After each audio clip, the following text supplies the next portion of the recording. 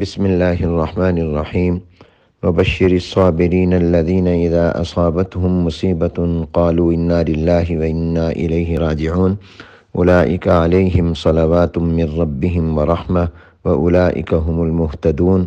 صدق اللہ العظیم۔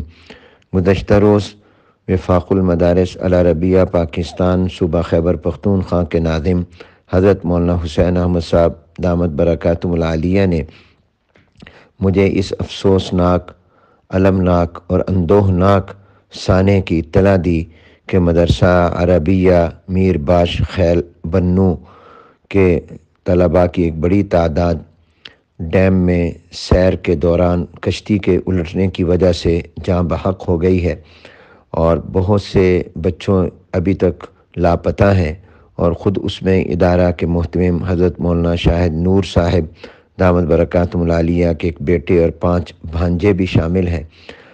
واقعہ یہ ہے کہ اس افسوسناک خبر کے بعد جو کیفیت ہوئی اس کو میں لفظوں میں بیان نہیں کر سکتا۔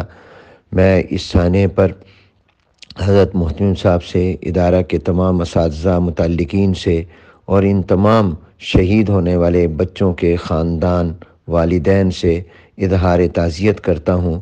وفاق المدارس العربیہ پاکستان اس غم میں برابر کا شریک ہے، یہ ہم سب کا مشترکہ صدمہ اور غم ہے، لیکن اللہ کی تقدیر پر راضی رہنے کے سوا کوئی چارہ نہیں ہے، صبر ہی کرنا ہے، اور صبر کرنے والوں کے لیے بہت ہی بشارتیں ہیں۔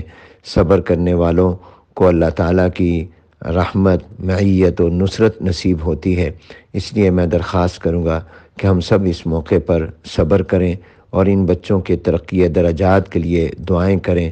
اللہ تعالیٰ ان کے تمام پسماندگان، خاندان، والدین کو صبر جمیل اور اجر جزیل نصیب فرمائے۔